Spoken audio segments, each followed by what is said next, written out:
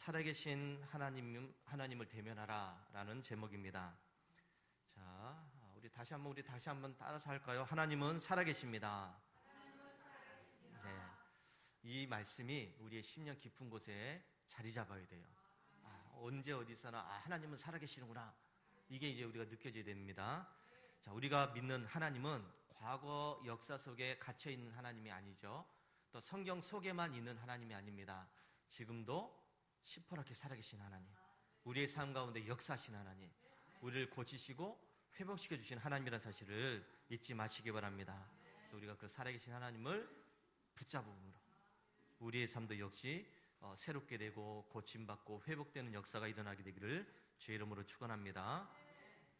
자, 우리가 이렇게 살다 보니까 내 힘으로 스스로 해결할 수 있는 부분들도 있지만은 이게 안 되는 것들이 있어요. 이제는 내 능력을 이제 넘어갔다, 떠났다, 내 힘으로는 안 돼, 이런 것들이 있습니다.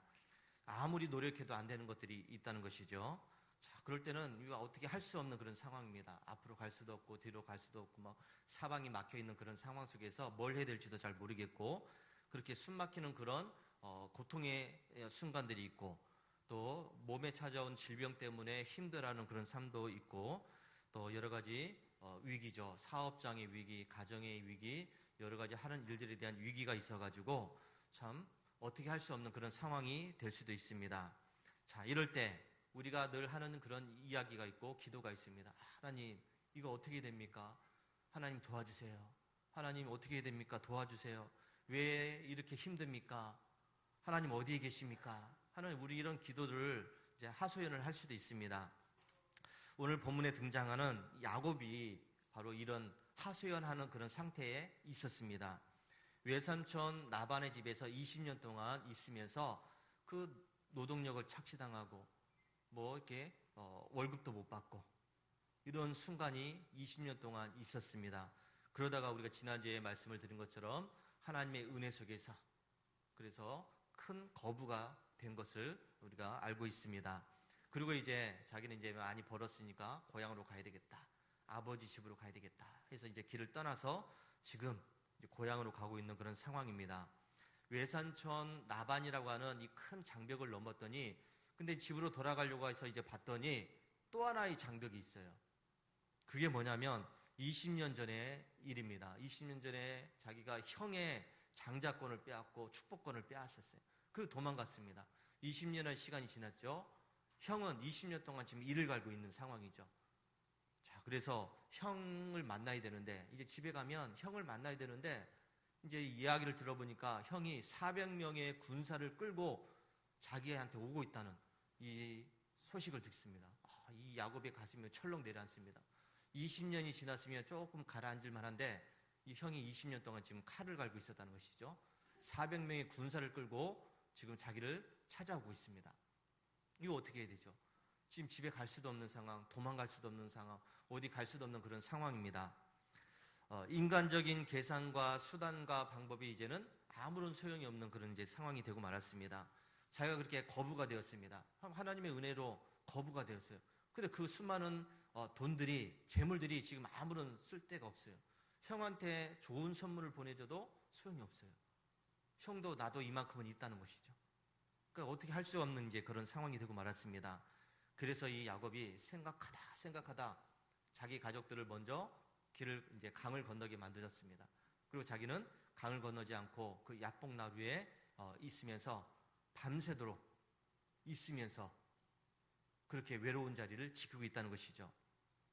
형이 와서 너희들은 누구냐 그랬을 때 길을 건너 강을 건넌 사람들은 야곱의 우리 가족들입니다 이러면 야곱이 이제 멀리서 보다가 가족들이 어떻게 잘못되면 도망갈 수도 있는 그런 상황이겠죠. 어떻게 되는가 이제 보려고 하는 그런 상황이 될 수 있습니다. 어쨌든 가족들을 먼저 보내고 자기는 건너지 않았어요. 밤새도록 이제 혼자 있는 그런 상황이 되고 말았습니다. 자, 여러분, 혹시 우리가 이 야곱처럼 나 홀로 앉아있는, 나 홀로 그 자리를 지키고 있는 그런 상황이 이제 상황에 빠져 있는 분들이 있지 않나? 어떻게 할 수 없어가지고, 내 힘으로는 어떻게 할 수 없어가지고 그저 아무런 방법이 없으니까 그 자리에 그냥 홀로 주저앉아 있는 그런 상황이 되고 있지 않는가 한번 살펴보시기 바랍니다. 오늘은 그 절망의 한복판에서 혼자 울고 있는 이 야곱이 어떻게 하나님을 만났는지, 그리고 그 하나님의 역사심, 이것을 어떻게 나타냈는지를 살펴보려고 합니다. 자, 오늘 나와 있는 장소가 야복강이라고 그랬습니다. 야복, 강가, 나루 이렇게 이제 돼 있죠. 이거는 지리적인 위치를 지금 이야기하는 것이 아니에요. 야곱이 지금 야복강에 있대, 강을 못 건넜대, 이게 아닙니다. 야복강이라고 하는 그 야복이라는 이름의 의미가 있습니다.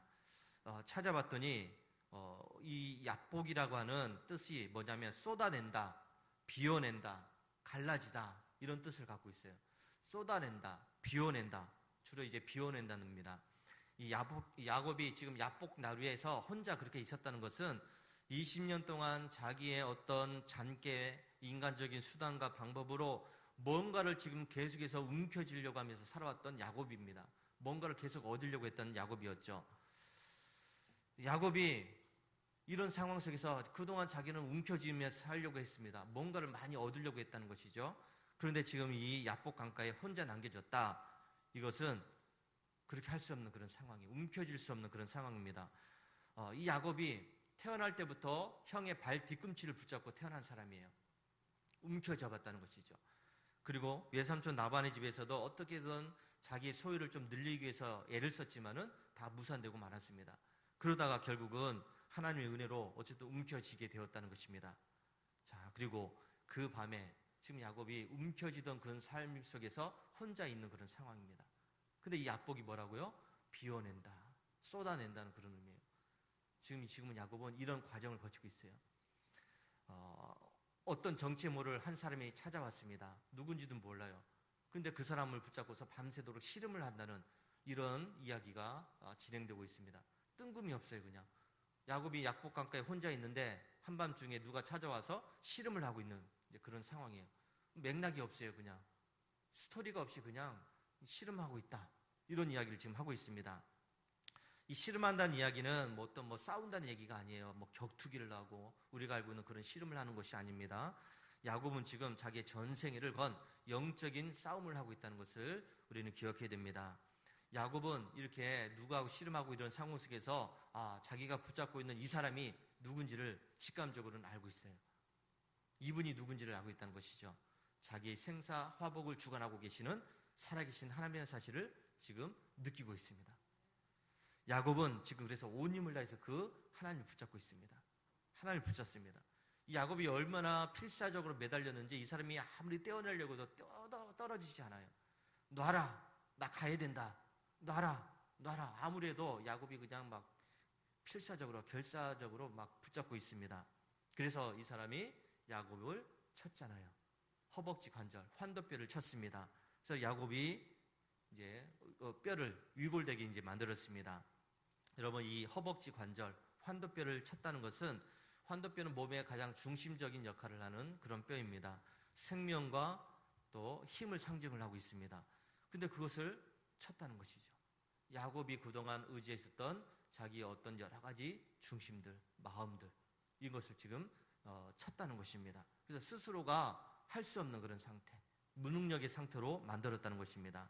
이제는 야곱은 목동이었기 때문에 그 양을 치면서 양을 돌보기 위해서는 막 바쁘게 걸어가기도 하고 뛰기도 하고 막 이렇게 하는 그런 상황인데, 지금 환도뼈가 부러졌기 때문에 그렇게 할 수 없어요.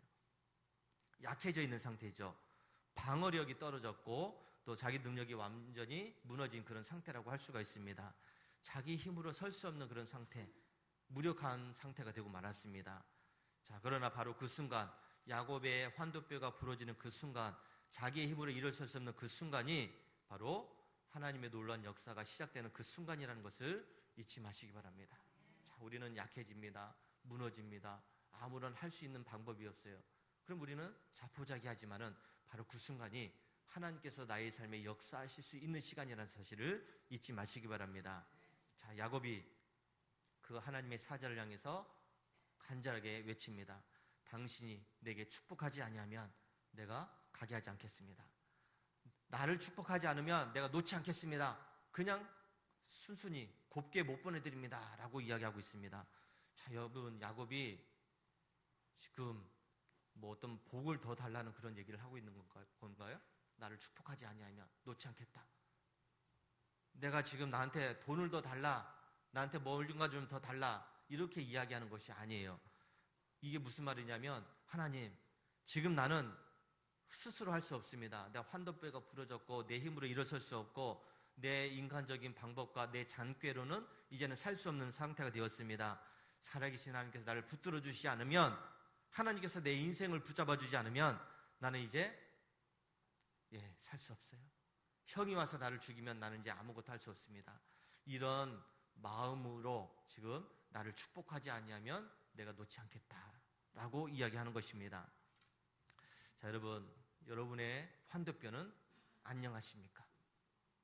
여러분이 의지했던 그 모든 것들이 지금 안전하십니까? 하나님은 때때로 우리가 살아계신 하나님을 의지하지 않고 내 마음대로 살아갈 때, 내가 원하는 대로 하려고 할 때 나의 건강을 치시기도 하고 나의 물질을 치시기도 하고 여러 가지 상황들을 어렵게 만드시기도 합니다. 내가 움켜쥐려고 할 때, 내 힘으로 붙잡으려고 할 때 하나님께서는 우리의 환도표를 쳐셔서 고난의 야복나루로 인도하신다는 것을 잊지 마시기 바랍니다. 그 야복나루에서 우리는 하나님을 만날 수 있다는 겁니다. 내가 약해져 있을 때, 내가 무너졌을 때, 내 힘으로 아무것도 할 수 없다고 느꼈을 때 바로 그 자리가 살아계신 하나님을 만날 수 있는 기적의 자리가 된다는 것을 분명하게 기억하시기 바랍니다. 자, 환도뼈가 꺾인 야곱에게 이제 하나님의 사자가 묻습니다. 너 이름이 뭐냐 묻습니다. 몰라서 묻습니까 지금? 아니에요. 알고 있습니다. 네 이름이 뭐냐? 그랬더니 야곱입니다 라고 대답합니다. 여러분, 야곱이란 이름의 뜻이 뭐냐면 속이는 자라는 뜻입니다. 발 뒤꿈치를 붙잡는다, 그런 뜻이에요. 야곱은 지금까지 평생 동안 그렇게 살아왔어요. 누군가를 속이면서 살아왔다는 것이죠. 속이다 보니까 아버지도 속이고 형도 속이고 도망쳐 나오게 되었습니다. 하나님께서 야곱의 이름을 묻는 이유가 있습니다. 바로 야곱아, 네가 스스로 한번 얘기해봐라. 너는 어떤 사람이냐? 야곱입니다. 하나님, 나 속이는 자입니다. 내가 여태까지 속였습니다. 이거를 지금 이야기하게 만들었다는 겁니다. 그러면서 하나님께서는 이 야곱의 이름을 바꾸십니다. 너는 지금까지 속이는 자였다. 뭔가를 움켜쥐려고 하는 자였다. 그런데 이제 이름을 바꾸시죠. 내 이름을 다시는 야곱이라 부를 것이 아니라 이스라엘이라 부를 것이다. 이런 내가 하나님과 사람들과 겨루어 이겼다라고 이야기합니다.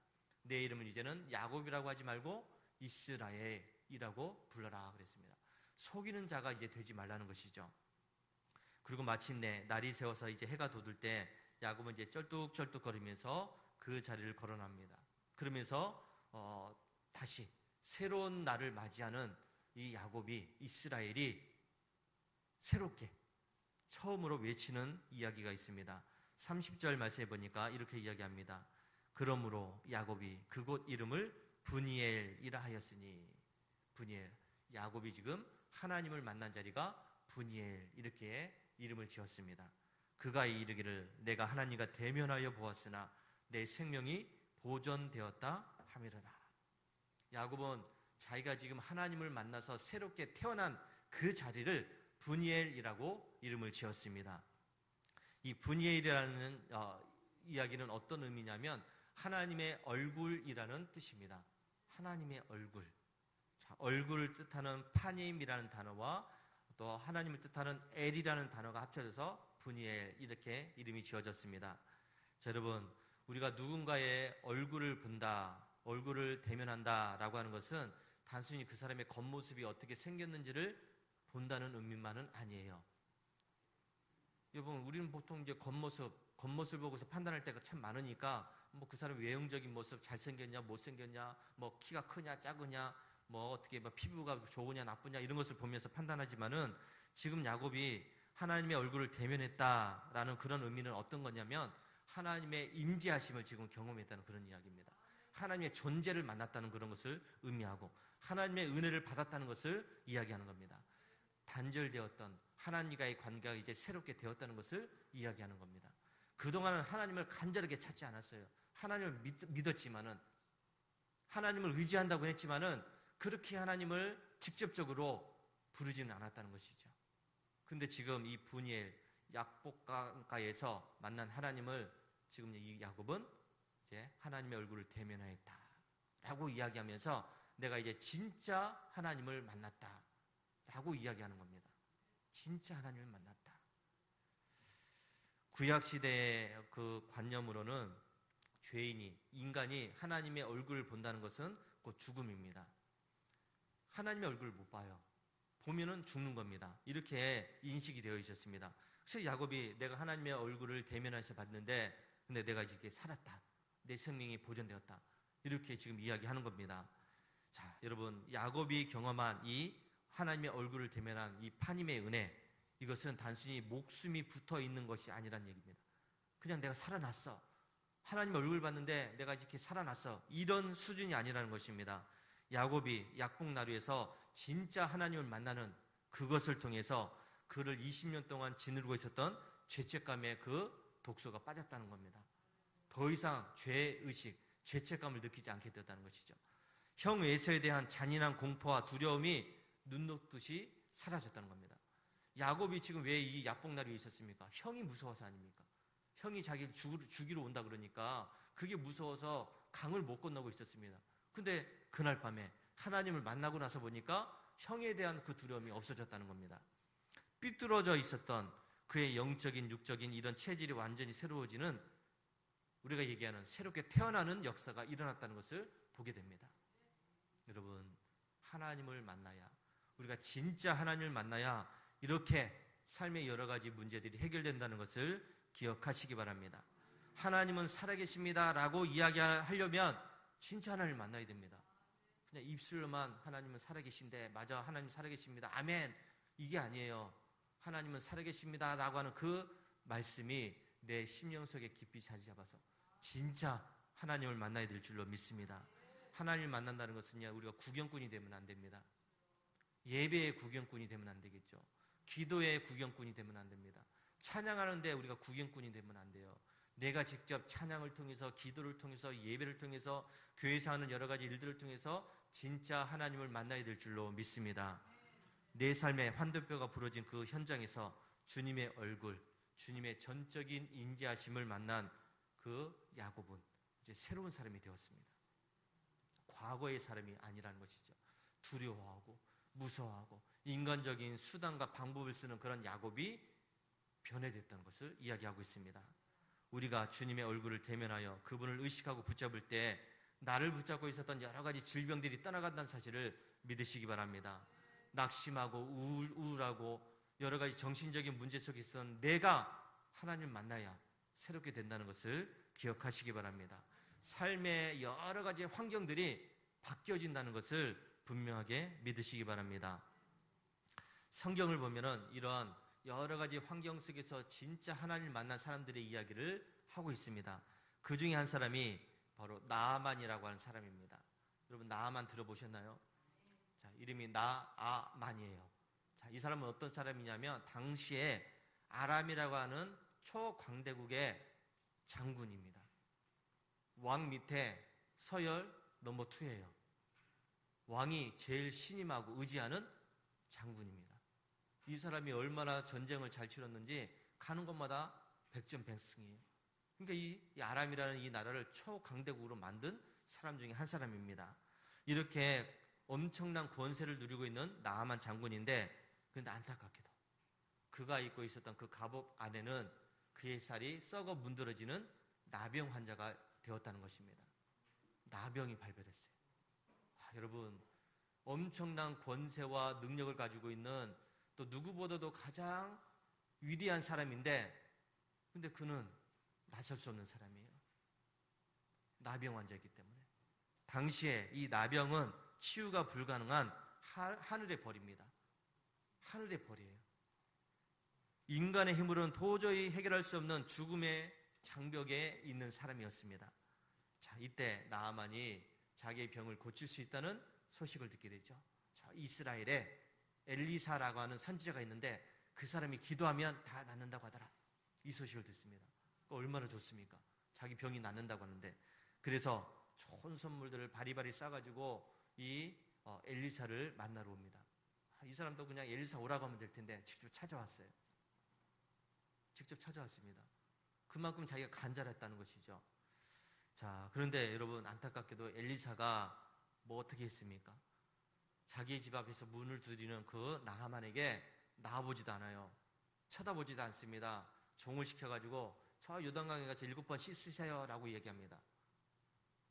여러분 자기같이 크고 위대한 장군이 지금 자기 집 앞에 왔는데 나와보지도 않습니다. 문전박대하듯이 그냥 강에 가서 씻으라, 그러면 낫는다, 뭐 이런 얘기를 하니까 괘씸한 생각이 들었어요. 아니 내가 여기까지 왔는데, 내가 힘들게 여기까지 왔는데 나와봐야지, 따뜻하게 맞이해줘야지.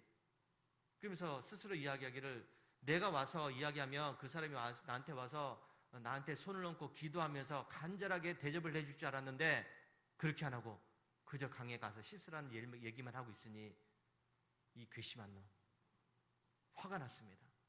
그러면서 우리나라에 있는 이 강이 이 요단강보다 훨씬 더 깨끗하다, 돌아가려고 했습니다. 자, 그런데 이 나만이 어떻게 했죠? 종들이 와서 이야기합니다. 주인님, 엘리사가 와서 더 심한 말을 해도 더 힘든 일을 시켜도 해야 될 텐데 강에 가서 씻는 게 뭐가 어렵다고 그냥 돌아가려고 합니까? 이런 이야기를 해요. 들어보니까 그런 것 같아요. 더 하기 힘든 일도 하라고 하면 해야 되는 판인데 그 씻는 게 뭐가 어렵다고 그냥 돌아갔느냐. 자존심을 내려놨다는 것이죠. 자기같이 위대한 사람이 저 더러운 물에 가서 씻으면 자존심도 상하고 대접을 못 받으니까 그렇게 생각을 했었는데 이제 그게 아니었다는 것이죠. 마음을 돌이켰습니다. 자존심을 다 내려놓고 하나님의 사람의 말씀에 순종하여 요단강의 몸을 7번 담궜다라고 이야기합니다. 여러분, 이 나아만의 이런 행동은 자기의 생각과 자기의 방법을 내려놓고서 오직 살아계신 하나님의 일하심과 그분의 얼굴을 구하는 행위였음을 기억하시기 바랍니다. 이 부분이 중요해요. 우리는 내 생각과 맞지 않고 내 뜻에 맞지 않으면 안 해요.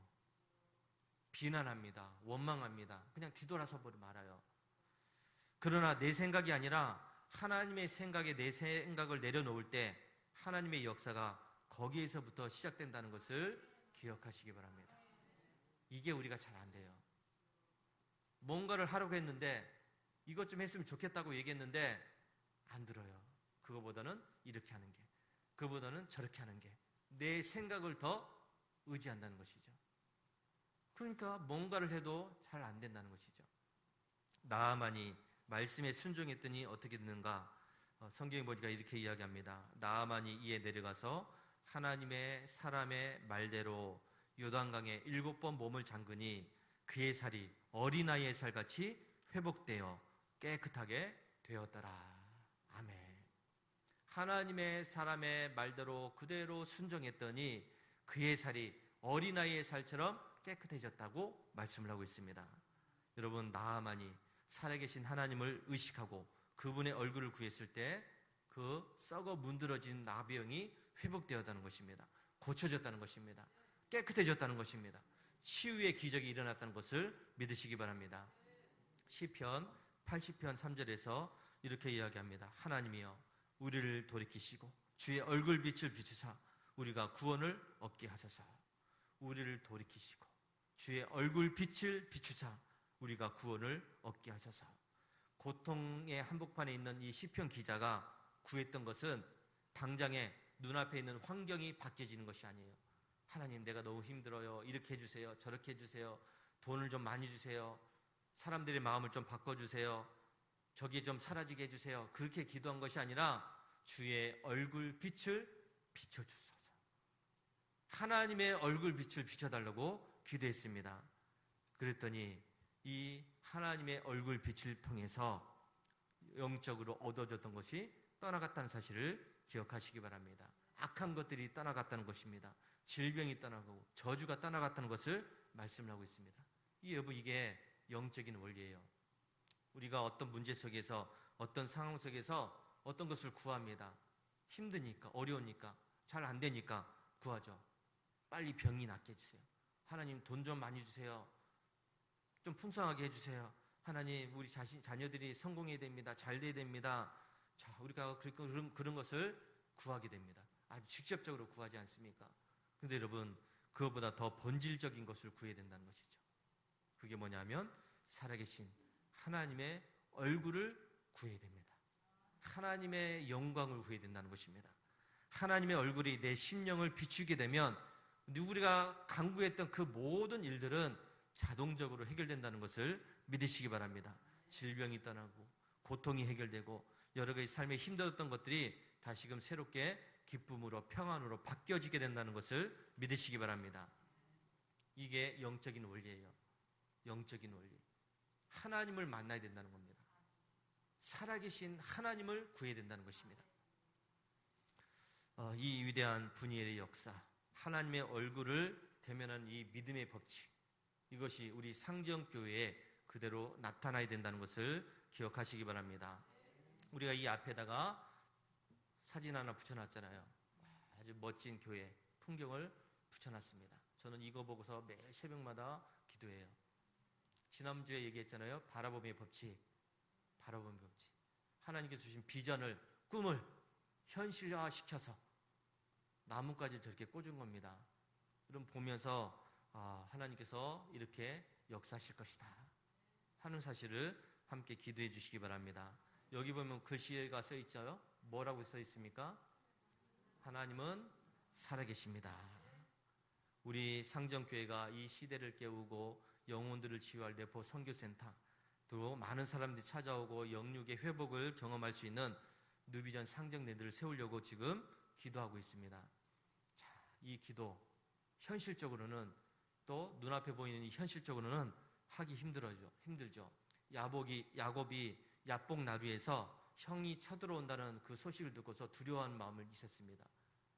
걱정했습니다. 이것처럼 인간적인 눈으로 보면 우리가 꿈꾸고 있는 이 비전들은 불가능해요. 뭐 가지고 합니까? 이거 하려면 뭐가 필요하죠?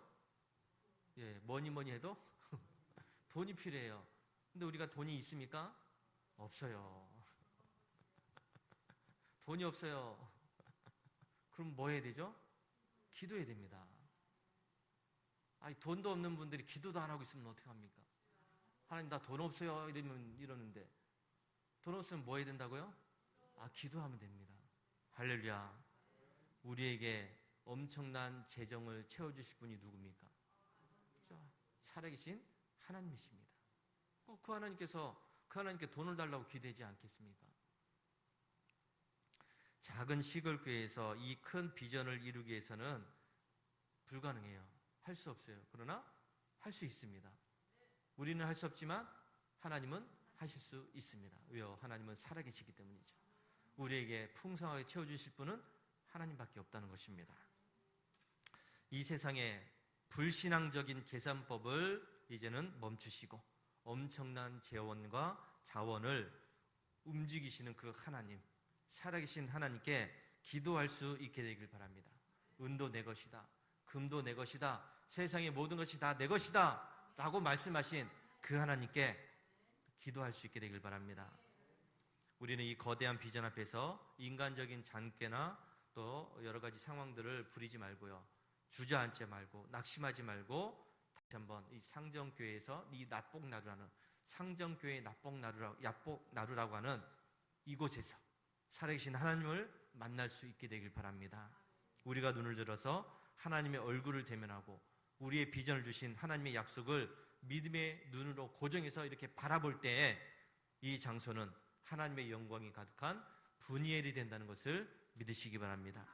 주님께서 친히 역사해 주셔서 사방에서 돕는 손길을 보내주실 것이고 필요한 재정을 보내주실 것이고 많은 사람들을 통해서, 이 역사를 통해서 하나님의 놀라운 역사, 살아계신 역사가 나타나게 될 줄로 믿습니다. 야곱이 야복 나루에서 대면했던 이 하나님의 얼굴은 장차 인류를 구원하기 위해서 오신 예수님을 상징하고 있습니다. 죄인인 인간이 하나님의 얼굴을 보면 죽는다. 죄인인 인간이 하나님의 얼굴을 보면 죽는다. 그래서 살아계신 하나님께서는 독생자 예수 그리스도를 보내주셨습니다. 예수를 보듯이 예수를 보는 것이 하나님을 보는 것이라는 것이죠. 우리 눈에 볼 수 있도록 예수님을 보내주셨다는 것입니다.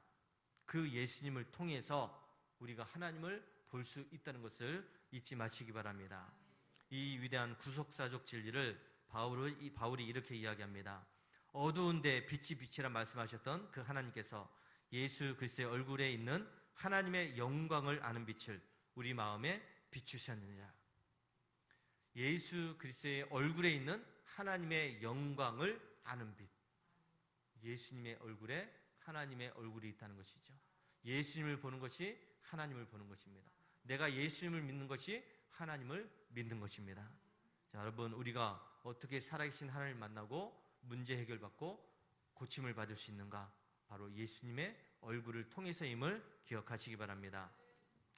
많은 문둥병자들이 예수님을 만났을 때 그들의 문둥병자들이 해결되었습니다. 12년 혈류병이 걸린 그 여인이 예수님의 옷자락을 만지고 예수님을 만났을 때 따라 내 믿음이 널 구원했다. 이 은혜를 체험할 수가 있었습니다. 여러분, 우리도 이렇게 되길 원합니다. 힘들어요, 어려워요, 고통스러워요, 안 돼요, 이게 아니라 그 자리가 하나님의 얼굴을 만날 수 있는 자리라는 것입니다. 웨슬리 목사님이 선행 은총을 이야기했고 신인 협력을 이야기했고 은혜의 수단을 이야기했습니다. 자, 선행 은총이 뭔지는 알고 있죠. 신인 협력, 하나님과 우리가 하나로 협력해야 된다는 겁니다. 그리고 은혜의 수단을 사용하라고 그랬습니다. 하나님은 우리에게 은혜를 주셨다. 선행 은총이죠. 근데 우리가 여기에 반응해야 된다. 신인 협력입니다. 그리고 이 은혜의 수단을 통해서 하나님을 만나라는 것입니다. 은혜의 수단이 뭡니까? 기도하는 겁니다. 말씀을 보는 겁니다. 찬양하는 겁니다. 예배하는 겁니다. 주님의 일에 충성하는 겁니다. 이게 은혜의 수단이에요. 이런 것들을 통해서 우리가 하나님을 붙잡는 이 역사가 있어야 우리의 삶 가운데 살아계신 하나님의 증거가 나타난다는 것을 잊지 마시기 바랍니다.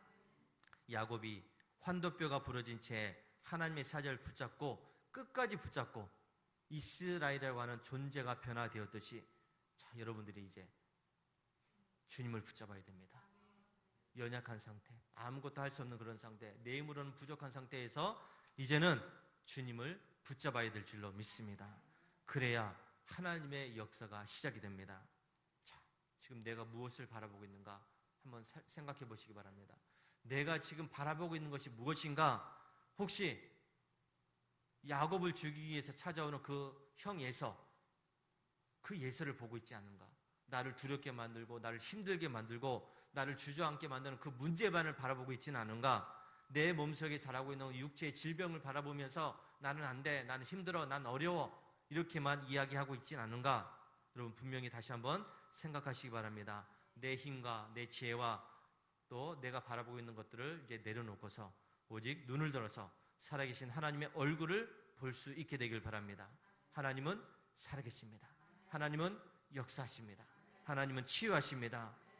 야곱이 속이는 자에서 이제는 새로운 이스라엘이라고 하는 새롭게 변화된 존재가 되었습니다. 형 에서로의 분노 가득한 그 얼굴을 이제 볼 때 이스라엘로 바뀌고 나서 형 에서의 그 얼굴을 봤을 때 하나님의 얼굴을 보는 것처럼 되었다라고 이야기하고 있습니다. 변화되기 전에는 형이 무서웠어요. 가까이 갈 수도 없습니다. 근데 지금 야곱이 형을 보자마자 하나님의 얼굴을 보는 것과 같습니다 라면서 이야기합니다. 오늘 이 시간 여러분의 삶에 야복나루 한가운데서 예수 그리스도의 십자가를 굳건하게 붙잡으시기 바랍니다. 주님 앞에서 나의 잔머리를 내려놓으시고 잔꾀를 내려놓으시고 벌거벗은 심령으로 주님의 얼굴을 구하시기 바랍니다. 주여, 나를 고쳐주옵소서. 주여, 우리 가정을 새롭게 하여 주시옵소서. 주여, 우리 교회를 새롭게 이끌어 주옵소서. 이렇게 기도하면서 하나님의 은혜를 구하시기 바랍니다. 이렇게 우리가 하나님을 구할 때, 하나님의 얼굴을 구할 때 어린아이의 살같이 우리가 깨끗하게 고침받을 수가 있습니다. 하나님의 평강이 우리의 영을 사로잡을 수가 있습니다.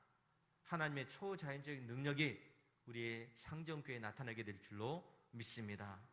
자, 이제 우리는 한 주간 동안 기도하시고 한 주간 동안 살아가시면서 여러분의 그 있는 자리를 분이엘로 변화시켜 나가시기 바랍니다. 고통의 자리, 두려움의 자리, 힘든 그 야복나루가 하나님을 만나서 기뻐하는 분이엘로 변화되기를 주의 이름으로 축원합니다. 할렐루야.